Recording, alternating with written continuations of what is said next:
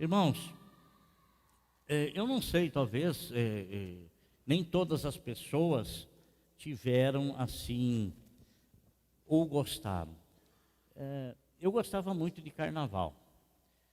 E no local onde eu trabalhei, vários locais onde trabalhei, eu procurava tirar férias sempre no carnaval. Porque eu gostava de sair, de não ter preocupação de trabalho nesses dias. E uma certa ocasião, eu estava de 17 para 18 anos.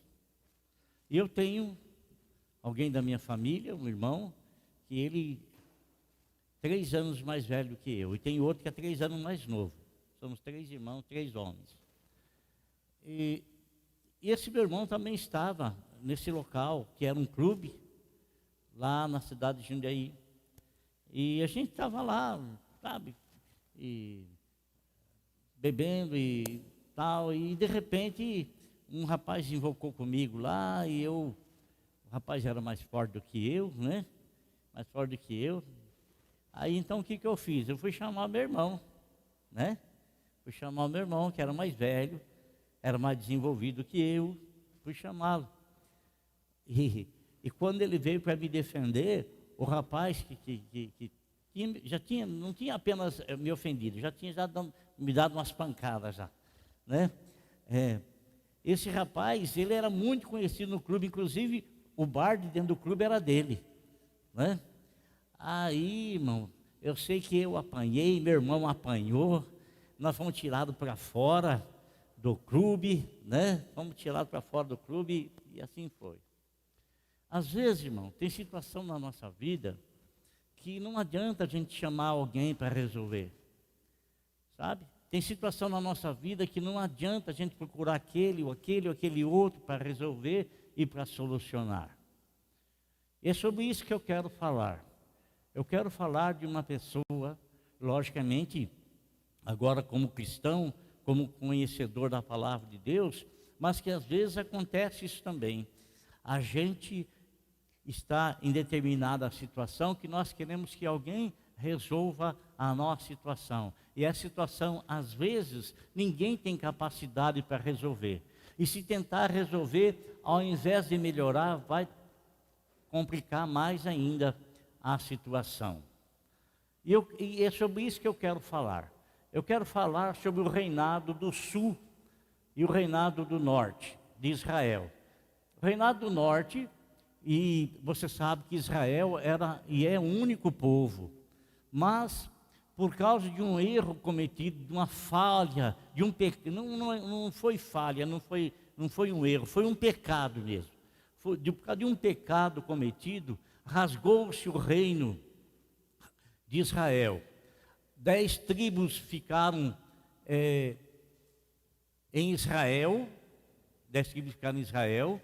Samaria ficou sendo a capital do reino, e 2 tribos ficaram no sul, Judá e Benjamim. E Jerusalém era a capital, então, de Judá e Jerusalém. 2 reis, um rei, nessa época que estou falando, governando em Samaria, e outro rei governando em Jerusalém. O rei que governava em Samaria chamava-se Acabe, e o rei que governava em Judá, em Jerusalém, chamava-se Asa, rei Asa. Esse rei Asa, ele governou 41 anos, 41 anos governou. E ele foi um rei que, ao ascender ao trono, ele, dentro da capacidade que ele tinha, ele procurou desfazer as coisas erradas que os reis anteriores a ele vinham fazendo. E ele procurou, então, enquadrar a vida dele e a vida de todas as pessoas que estavam sujeitas à autoridade dele política. Ele procurou, então, levá-las para mais perto do Senhor. Mas isso não quer dizer que ele foi perfeito naquilo que ele fez. Inclusive, a Bíblia fala que no 39º ano de reinado dele, né, ele foi acometido por uma doença. E a Bíblia fala claramente que ele se esqueceu do Senhor. E ele confiou nos médicos. E, consequentemente, ele ficou 2 anos doente. Do 39º ao 41º ano doente. 2 anos. E ele veio a falecer dessa doença, porque a Bíblia fala categoricamente que ele não procurou o Senhor. Consequentemente, então, ele morreu na sua enfermidade. Isso quer dizer, irmão Ricardo, que se ele tivesse procurado o Senhor, o Senhor poderia sim, como o Senhor fez com o rei Ezequias, acrescentar mais anos na vida dele. Mas ele não o fez, ele não procurou o Senhor. Por causa da doença que ele fora cometido, o filho dele, chamado Josafá, começou a governar junto com ele, logo ali no ano 38º. E Josafá reinou 3 anos com seu pai. Depois da morte deste, então Josafá assumiu o trono. E ao assumir o trono, meus irmãos, ao assumir o trono, Josafá, ele foi mais prudente do que o seu próprio pai. Josafá, ele se comprometeu em buscar o Senhor. Josafá, ele procurou endireitar diante do Senhor tudo aquilo que faziam e que não estava de conformidade com a palavra de Deus, né?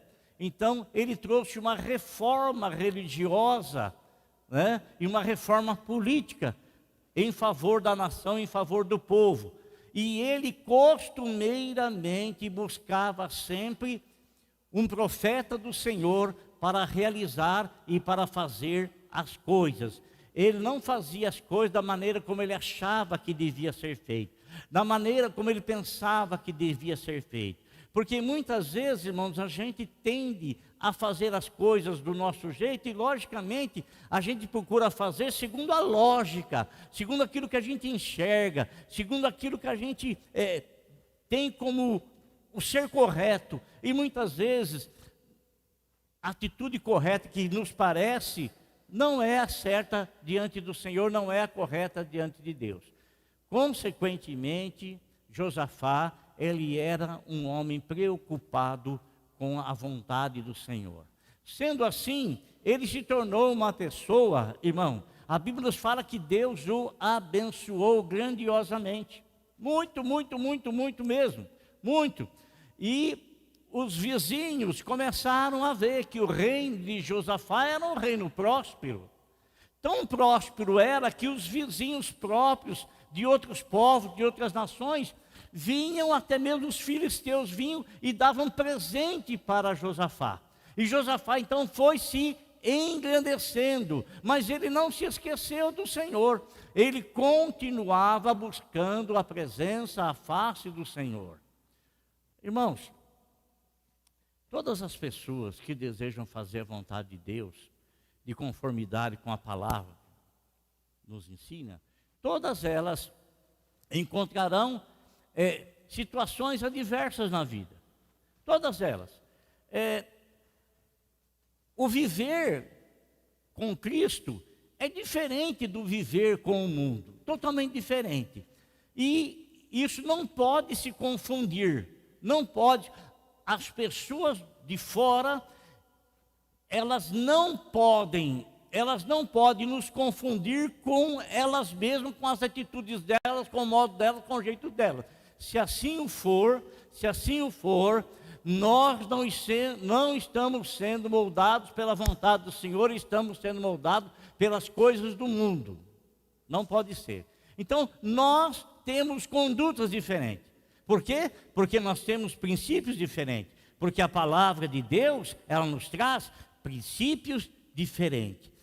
E nós não podemos também aceitar e acatar com normalidade coisas que a Bíblia defere como pecado, como fálico. Não podemos, não é normal, não é natural. Consequentemente, não estando de acordo com a palavra de Deus, não é princípio bíblico. E se eu vier a aceitar, a praticar e me tornar aquilo que não está descrito na palavra de Deus, consequentemente a minha vida, eu posso me chamar de cristão, mas a minha vida não tem nada a ver com a palavra do Senhor. E Josafá, meus irmãos, ele começou a ter grupos, vários grupos, com inveja muito grande dele. Muito grande, muito grande, muito grande. E esses povos, alguns povos ao redor, os moabitas e outros 2 povos, se levantaram e insurgiram contra Josafá, contra o reino dele, e queriam tomar o reino de Josafá. E esses exércitos formados eram enormes. O exército de Josafá não podia se pôr a eles de forma alguma, de maneira alguma, de jeito nenhum. Não tinha como. Agora, você já sentiu medo por alguma situação que sucedeu na sua vida e que você percebeu que você não ia dar conta? Já? E qual foi o sentimento que você teve? De medo? Sentiu medo? Não existe homem algum que não sinta medo, irmão. A pessoa pode ser valente o quanto for, e às vezes a valentia dele é tocada pelo medo que ele tem. Não existe. Josafá, ele era o rei. Mas a Bíblia nos fala que quando ele teve a notícia de que esses povos ao seu redor estavam surgindo contra ele, ele sentiu medo. E ao sentir medo, amado, ele não recorreu a homem algum, a pessoa, ao ser humano algum, nada. Mas ele recorreu à pessoa certa.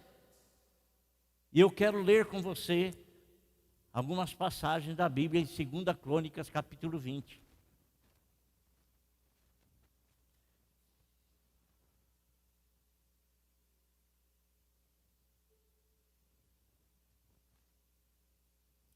Está escrito assim, capítulo 20, versículo 1. Depois disso, os moabitas e os amonitas, com alguns dos meunitas, entraram em guerra contra Josafá. Então, informaram a Josafá: um exército enorme vem contra ti de Edom, do outro lado do Mar Morto. Já está em Hazazon Tamar, isto é, em Gedi. Alarmado. Outras Bíblias dizem assim, que ele sentiu medo. O alarmar é sentir medo. Quem não tem medo não se alarma. Se alarmou porque sentiu medo. E ao alarmado, Josafá decidiu fazer o quê? Consultar o Senhor e proclamou um jejum em todo o reino de Judá. Reuniu-se, pois, o povo, vindo de todas as cidades de Judá para buscar a ajuda do Senhor. Amém? Então, irmão, a notícia de que esses exércitos dos moabitas, amonitas, dos meunitas e outros tantos vinham vindo contra Josafá, e isso trouxe alarme a eles, trouxe medo sim, porque ele sabia que era uma multidão enorme, e não somente ele sentiu medo, mas todos os habitantes de Judá sentiram-se assim também, homens, mulheres, famílias, se sentiram dessa forma, se sentiram desse jeito, desse medo. Por quê?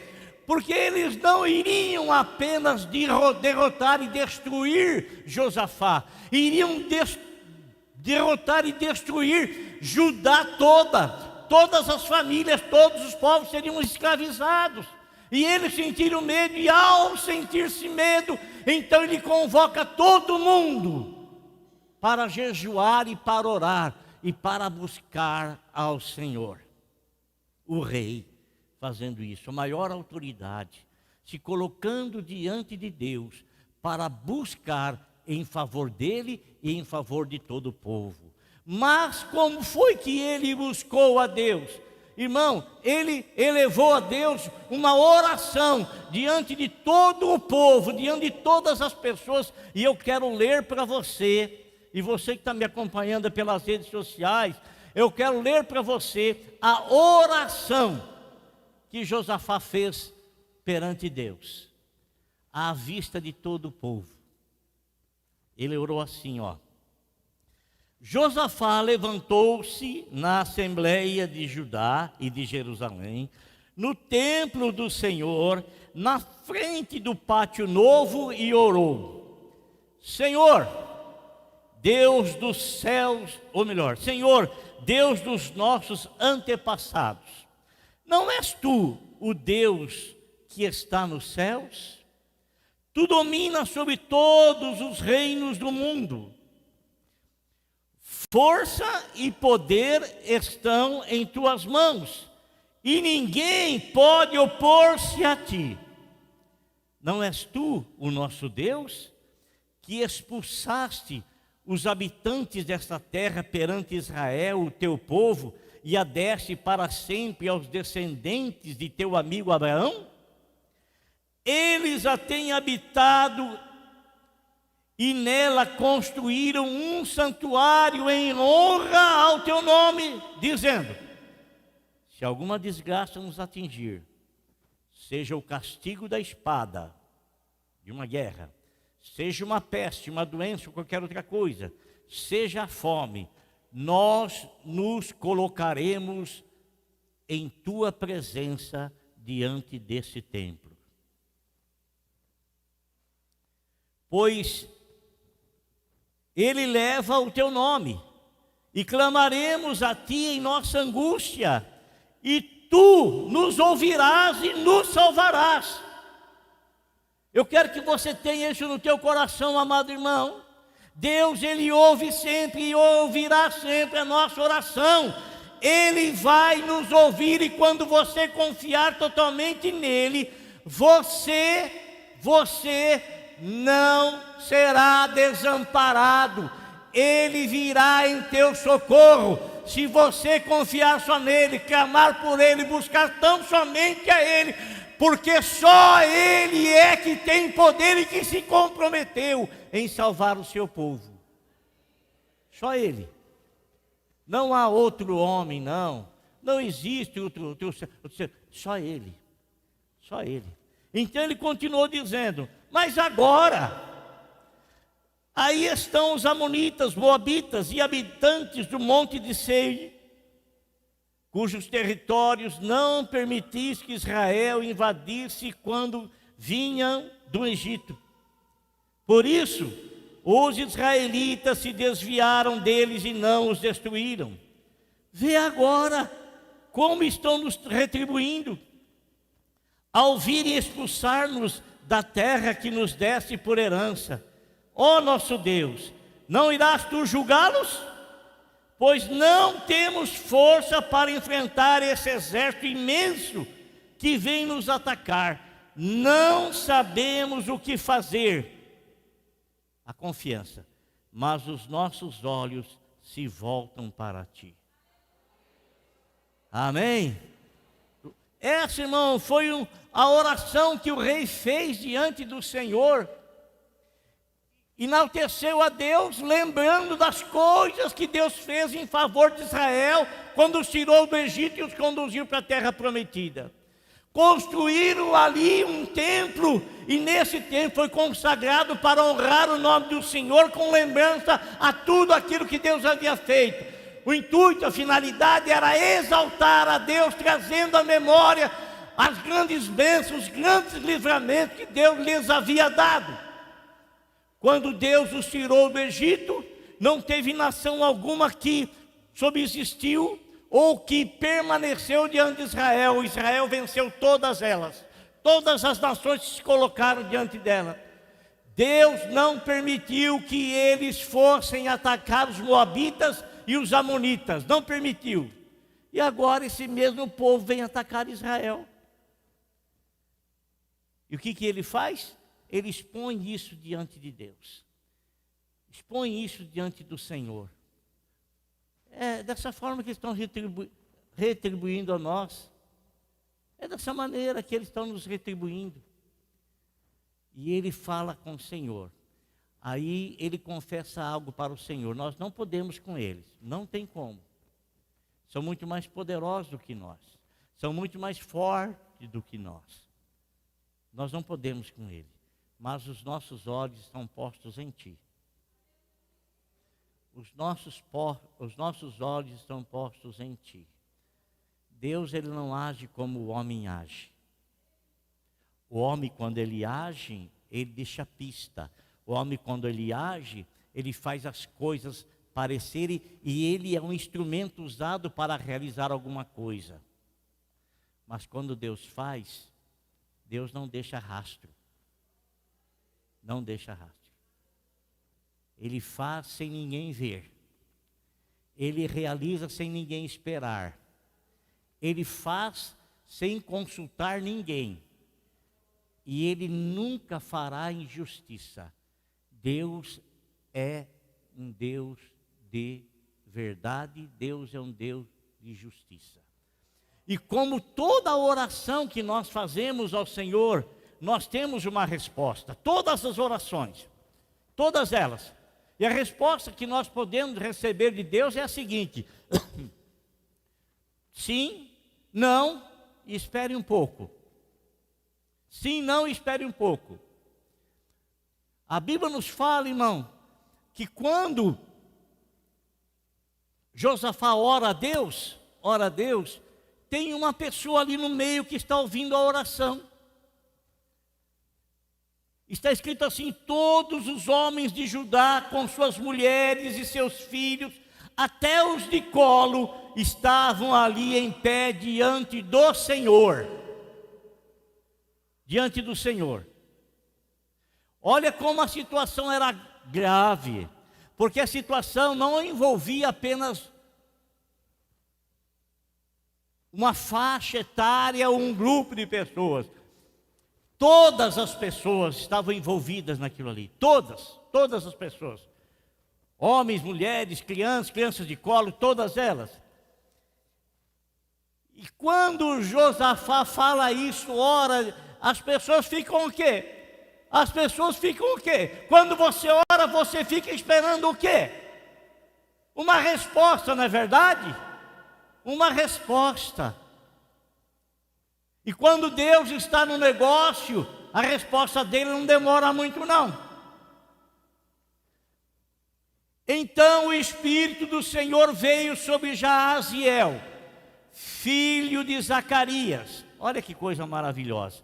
Neto de Benaía, bisneto de Jeiel e trineto de Matanias, levita e descendente de Asaf, no meio da assembleia. Havia muita gente, mas tinha essa pessoa ali. Essa pessoa era uma pessoa aberta, e o Espírito do Senhor estava ali, e o Espírito tomou conta daquele rapaz. É interessante, irmão, a genealogia. Como é que pode? Você sabe quem foi o seu... Deixa eu ler aqui que eu não... O seu triavô? Sabe quem foi? Não, né? Nem eu também. Eu sei que o avô do meu pai chamava-se Antônio Zorzi. E ele veio da Itália, isso eu sei, porque eu procurei saber. Mas olha que interessante, eles marcam a genealogia, eles sabem de que tribo a pessoa é, de que família da tribo que ele é, sabe tudo. E foi sobre esse homem, que esse Jaaziel, que o Espírito do Senhor se manifestou sobre ele. E o que ele vem falar? Ele disse: escutem, escutem, hein?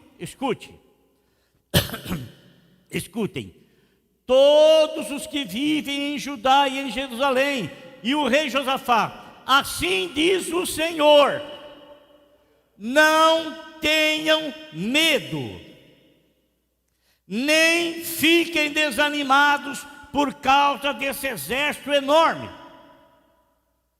Deus começou a falar. Deus levanta esse homem. E aqueles que estavam com medo, porque às vezes, irmão, gente com medo, a gente expõe tanta palavra diante de Deus em oração, tantas coisas. A gente expõe a grandeza de Deus, expõe a nossa fraqueza, expõe o poder de Deus e expõe o nada que somos. E aí então, Deus levanta alguém lá do meio. E Deus, com seu Espírito Santo, vem sobre essa pessoa e dirige-se a todos que estão lá, não a uma pessoa específica, não somente ao rei, mas a todos quantos estão lá, porque aquilo que o rei sentia estava sendo transmitido para os demais também. O temor dele, o medo dele, a insegurança dele estava atingindo todas as pessoas. E o Espírito de Deus toma conta desse homem e fala para todos: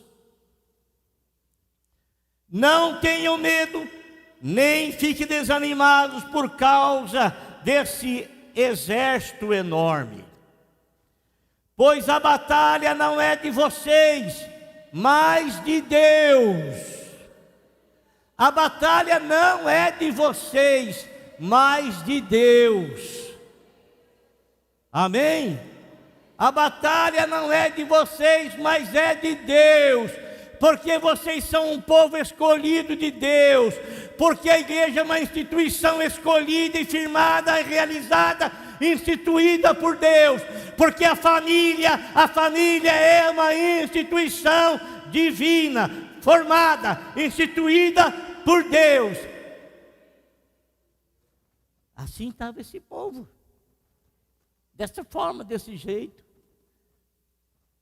Amados, olha aqui, aquele que peleja contra a igreja, não está pelejando contra a igreja, se está pelejando contra o Senhor. Paulo está indo para Damasco, lá na capital da Síria, e ele vai com carta autorizando-o a trazer os cristãos maniatados, amarrados, para prendê-los em Jerusalém. Eram malfeitores? Não. Era gente que quebrava, destruía patrimônio público? Não. Não. Eram pessoas que se rebelavam contra a autoridade? Não. Não eram. O que eles eram?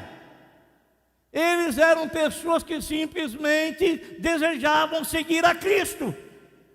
E que, na verdade, eles foram chamados para isso. Foram escolhidos para isso.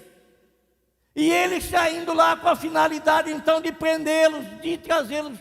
Uai, mas o que eles fizeram para você? Não fizeram nada, só que eu não gosto deles. O que eles fizeram? Não fizeram nada, só que a maneira como eles vivem não me agrada, então eu quero destruí-los.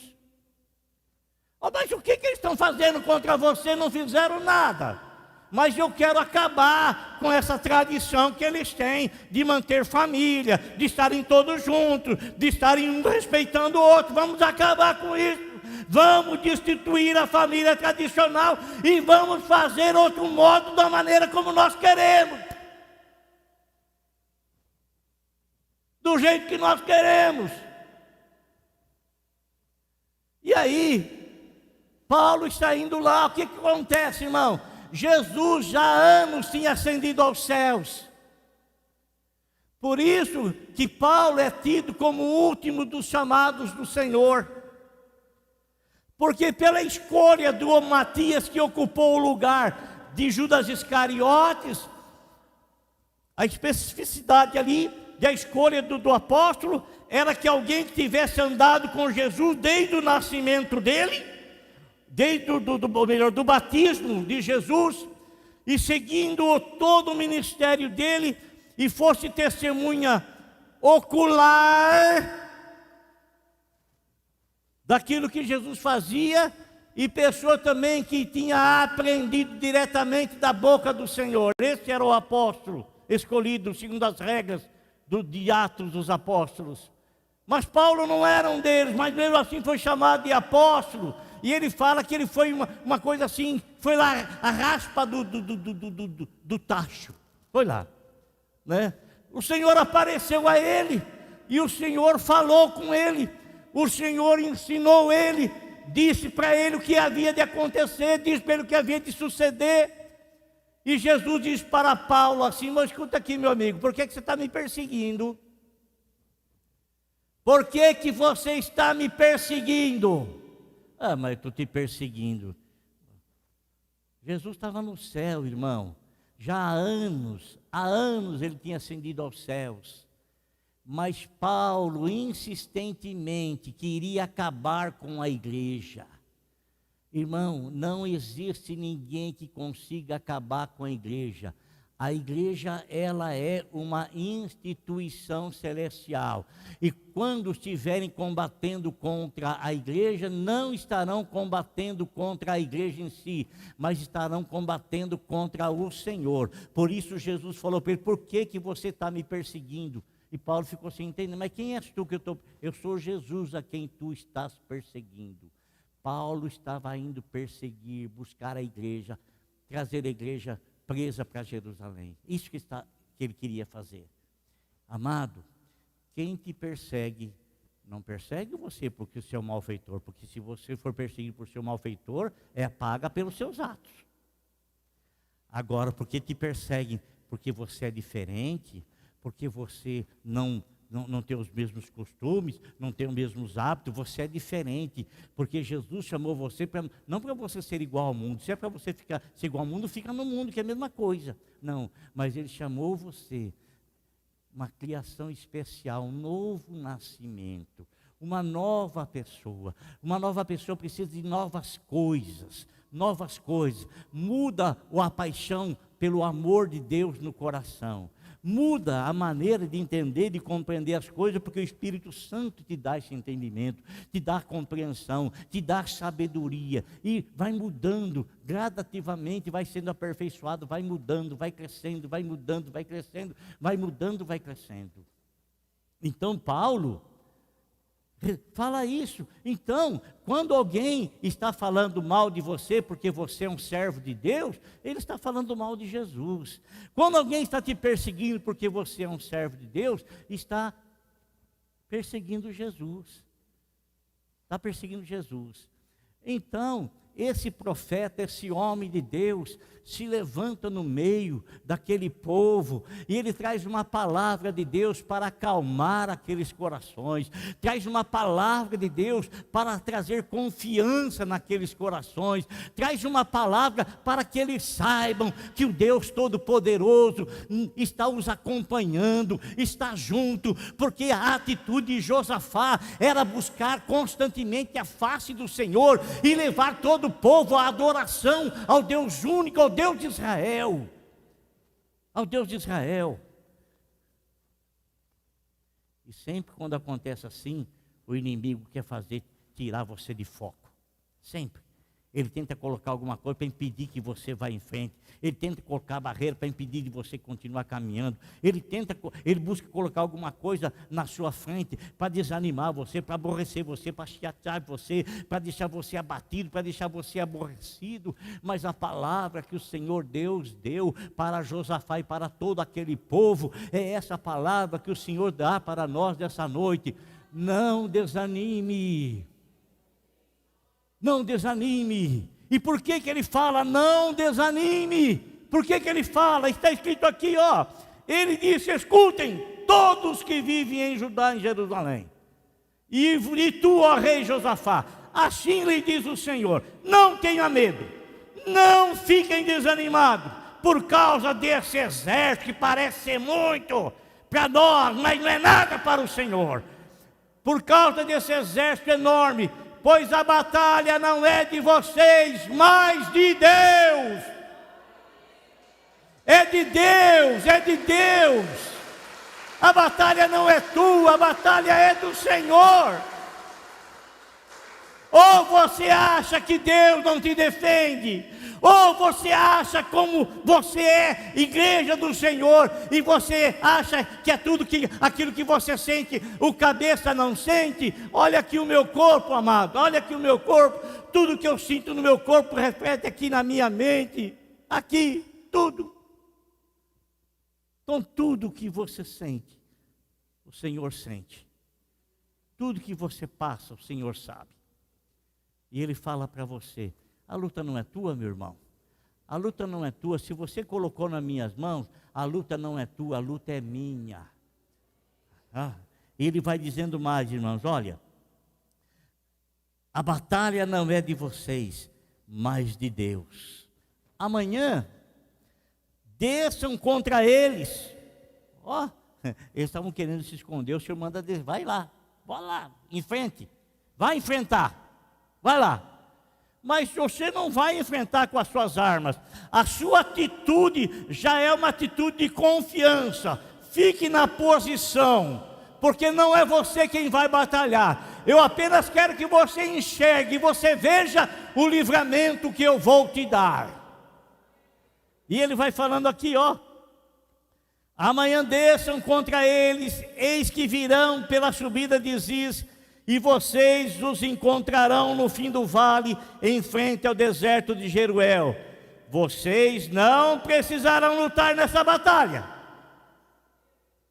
Tomem suas posições e permaneçam firmes, e vejam o livramento que o Senhor lhes dará, ó Judá, ó Jerusalém.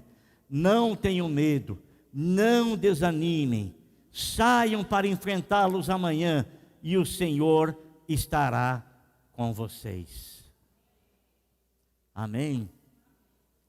Você tem que ter uma posição, você não pode fugir, você tem que ter um enfrentamento, ainda que seja só pela tua fé e pela tua posição, porque o Senhor prometeu que vai batalhar por você, então é Ele que vai fazer, é Ele que vai, mas fique na tua posição, fique na tua posição. Agora, irmãos, olhe a atitude de Josafá quando ele recebeu essa promessa do Senhor.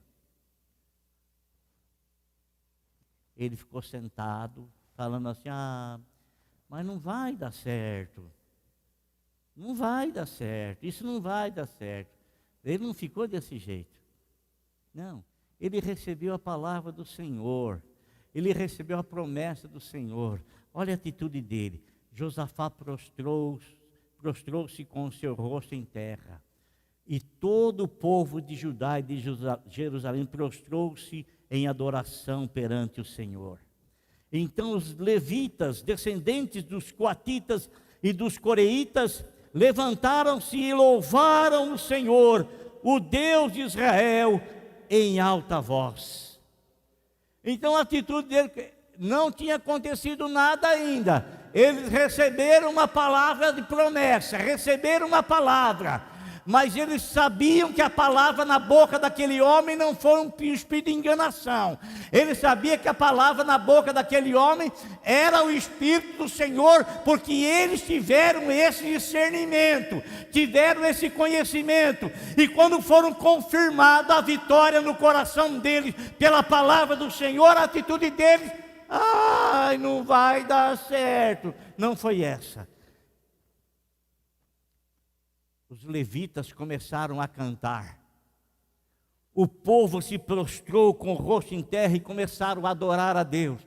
Começaram a engrandecer a Deus, começaram a louvar o Senhor, começaram a bendizer a Deus. Irmão, não lamente a tua sorte, dê glória a Deus, dê graças a Deus, porque o Senhor é o Deus que continua sendo o mesmo ontem, hoje, eternamente. O Deus que livrava no passado, livra hoje. O Deus que estava junto no passado, está junto de nós hoje. Está junto de cada um de nós. E é Ele, não é a tua força. É Ele, não é a tua beleza. É Ele, não é o meu conhecimento. É Ele, não é a minha maneira de pregar. É Ele, não é o meu jeito de ser. É Ele quem te dá a vitória. É Ele que providencia a vitória para você. É Ele que providencia a vitória para a igreja. Por isso, o que é que você tem que fazer? Continue confiando. Ainda que pareça, mas não tem jeito de guerrear, são muito mais fortes do que nós. Ele tem uma caneta enorme na mão dele e deixa Deus cuidar. Deixa Deus cuidar. Deixa Deus cuidar. Quando o homem age, mostra a ação do homem. Mas quando Deus age, Ele não mostra ação, Ele faz. Sem que ninguém veja, sem que ninguém perceba. Amém? Glória a Deus. Ali, eles sabiam que Deus haveria de agir. E o que eles fizeram? Fizeram o que o Senhor mandou fazer. Desçam até lá e ficam só observando. Ficam só enxergando. Ficam só olhando. Fiquem olhando. Porque a palavra do Senhor, ela não falta, ela não falha, mas ela tem o cumprimento exato. Amém? Glória a Deus. Então eles se levantaram, irmão, de madrugada, foram lá, e a Bíblia nos fala assim que o Senhor botou uma confusão no meio daquele povo lá. O Senhor botou uma confusão no meio de todo aquele povo, que eles começaram a matar o outro. Começaram um a lutar contra o outro, e o povo de Israel só observando, só enxergando, só olhando assim, e louvando a Deus, dizendo: esse Deus nosso é poderoso, esse Deus nosso é grandioso, e esse Deus nosso, Ele continua estando com aquilo que Ele instituiu, com aquela, e com a igreja que foi instituída por Ele. Esse Deus continua conosco, amém, irmão? Então, na peleja, você não vai ter que pelejar, apenas confie, e o Senhor por você, tudo Ele fará. Amém?